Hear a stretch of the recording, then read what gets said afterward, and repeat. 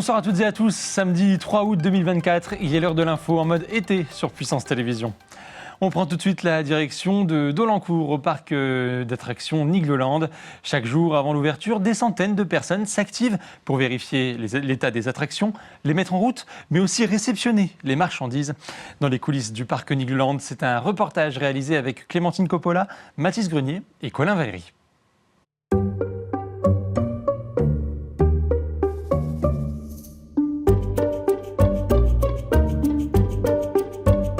Chaque année, Nigloland accueille plus de 700 000 visiteurs. Alors, lorsque les parents chargent la voiture et s'apprêtent à rejoindre le parc, ici, c'est déjà l'effervescence.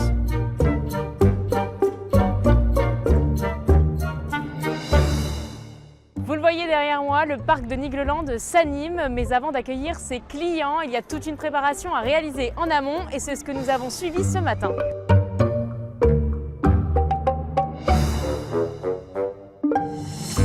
Alors on est dans le stock de Nigloland. À quoi sert cet endroit concrètement? Alors, en gros, c'est le lieu de stockage de la totalité de nos produits, que ce soit de la restauration ou de la boutique. Donc ça nous permet de réceptionner le matin nos marchandises, nos fournisseurs et ensuite de livrer la totalité de nos points de vente, restauration ou boutique.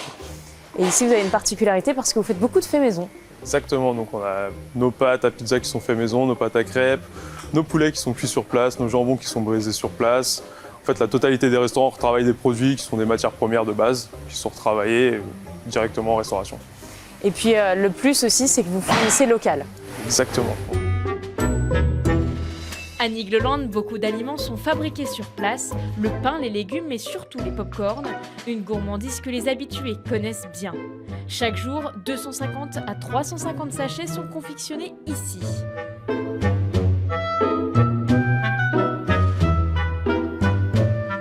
Le parc compte 43 attractions. Chaque matin, tous les pilotes de manège doivent effectuer une ronde de vérification. Avec sa checklist, Johan fait le tour complet du Krampus Expédition à la recherche de possibles anomalies. Alors vous êtes en charge de cette attraction. Concrètement, qu'est-ce que vous faites le matin quand vous arrivez? Alors tous les matins, on a une liste de vérification journalière à faire. Donc elle dure 1h15 pour cette attraction. Donc on a toute une liste qui va consister pour les rafts, donc les bateaux, le lift, le pré-lift, le bassin, la fosse, donc les sondes. On a aussi un tour d'essai pour chaque bateau à faire. Donc en fait, c'est ce qui va comprendre toute la sécurité de l'attraction. C'est essentiel, vous ne pouvez pas partir sans. C'est ça, c'est obligatoire. On ne peut pas commencer la journée d'attraction sans cette liste. Alors comment ça se passe? Vous faites le tour, vous checkez, c'est ça? C'est ça, en fait on arrive, on a toute la liste, chaque étape, et on doit mettre une croix si c'est bon, si c'est pas bon. On a un petit cadran qui est marqué remarque, et en fait comme ça, s'il y a quelque chose qui ne va pas, on appelle, et on marque aussi notre nom, prénom pour savoir justement qui était là ce jour-là. Alors ça c'est ce que vous faites le matin quand vous arrivez. Comment ça se passe ensuite? Quelle est une journée type pour vous? On allume l'attraction, et en fait une fois que le parc est ouvert, on accueille les clients en sécurité, du coup grâce à cette liste, parce que c'est ce qui va permettre la sécurité. Et en fait, les gens vont profiter de l'attraction du coup tout au long de la journée.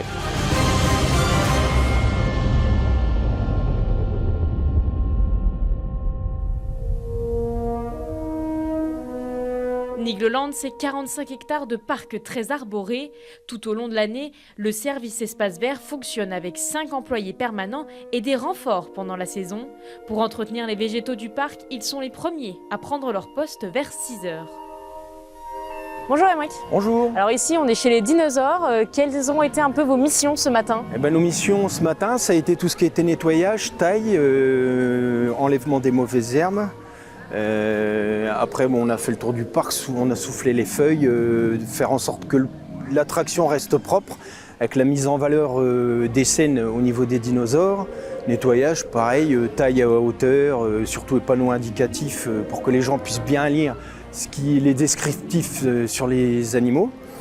Et puis après, c'est de l'entretien, c'est nettoyage, que tout soit propre pour l'arrivée des clients. Alors un entretien qui est particulier, puisqu'à Nigloland, la force c'est aussi les espaces verts. Oui, c'est un des premiers critères du parc, on joue beaucoup là-dessus, tout ce qui est nature. Il faut que les gens, quand ils viennent ici, soient vraiment en communion avec la nature et qu'ils se sentent bien, qu'ils se sentent pas spécialement dans un parc d'attractions, mais qui se sentent bien dans la nature, quoi, que ça les repose et puis que ça les apaise.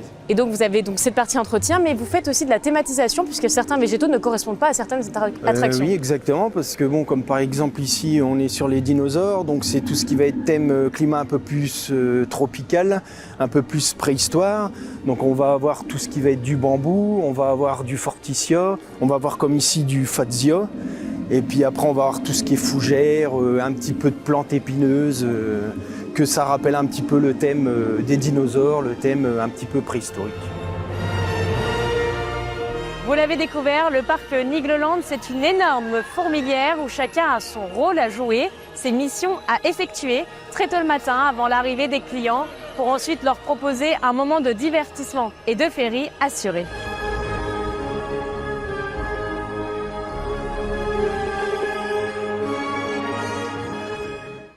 Et vous le savez, tout l'été, nous vous proposons de revoir vos reportages préférés. Et ce soir, nous prenons la direction de l'école de gendarmerie de Chaumont. Créée en 1945, c'est la plus ancienne des écoles de formation initiale de sous-officiers de gendarmerie et la seule dont le drapeau est honoré de la médaille militaire. Chaque année, elle forme plus de 1000 élèves répartis en 7 compagnies. Leur formation s'étend sur plusieurs mois et balaye tous les aspects du métier de gendarme, du militaire au procédural, en passant par la forme physique. Loïs Large. C'est une des étapes majeures de la formation, le bivouac. Arrivés au mois de décembre, les 120 élèves de la 7e compagnie de l'école de gendarmerie de Chaumont ont passé 5 jours au terrain militaire de la Vendue. Là, nous, on est parti lundi matin. On a fait une marche environ de 6 km avec nos sacs à dos, avec nos affaires dedans.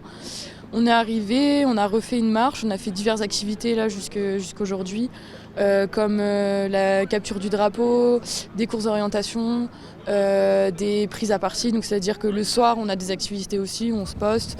Au cœur de cet espace de près de 70 hectares, ils ont pu mettre en pratique ce qu'ils ont appris.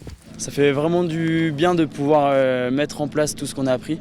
On voyait vraiment que c'était des exercices, alors que là c'était vraiment du concret, on se faisait attaquer, on ripostait. Il fallait vraiment avoir une bonne communication, un bon état d'esprit, un bon état d'esprit de groupe. Dans cette compagnie, tous sont d'anciens gendarmes adjoints volontaires. Leur cursus s'étend donc sur 7 mois et s'articule autour de 2 axes majeurs, la formation militaire. Ok, t'es blessé, ton camarade il t'évacue. Puis la formation professionnelle, dite bleue. Et pour ce deuxième aspect, c'est de l'autre côté de la ville que ça se passe, au cœur de l'école de gendarmerie. Là, on voit tout ce qui est police judiciaire. Donc on voit énormément d'articles de loi, les cadres légaux, etc. On voit tous les cadres d'enquête. Donc là, aujourd'hui, plus particulièrement, on voit la perquisition. Donc il y a des militaires gendarmes qui rentrent chez un individu, un mis en cause, et ils font une fouille, donc une perquisition dans la maison. Et ensuite, la dernière partie du cours, on part sur la procédure. Donc une procédure écrite sur l'ordinateur et on rédige tout ça, on fait signer à la victime. Pendant que le premier peloton travaille sur la perquisition, le troisième s'entraîne au tir.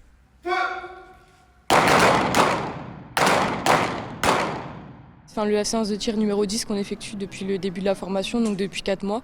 En école de gendarmerie, on a beaucoup de séances de tir, donc c'est important pour pratiquer, pour s'améliorer. Et là, c'était un tir, on va dire, d'intervention, donc on était sous protection. On devait résoudre des incidents de tir, donc c'était intéressant. Au cours de leur année, les élèves gendarmes partent également une semaine en stage de maintien de l'ordre au centre de perfectionnement de la gendarmerie mobile de Saint-Astier, près de Bordeaux. Leur année de formation est aussi ponctuée de 4 cérémonies de remise, la rondache, l'insigne de grade d'élève, le calot, puis enfin le képi pour les hommes et le postillon pour les femmes. Symbole de leur réussite et de leur appartenance au corps de la gendarmerie. Et on se quitte sur ces images de l'exposition photo de la Ligue de protection des oiseaux sur les chemins du Der Nature 2. Cet été, la LPO Champagne-Ardenne présente une série de photos à découvrir en plein air au siège de l'association et à l'observatoire de Chantecoq, près du lac du Der. L'occasion de redécouvrir la faune et la flore locale à travers des photographies. Restez avec nous, tout de suite la météo suivie de la météo des plages. L'info continue sur Puissance Télévisions.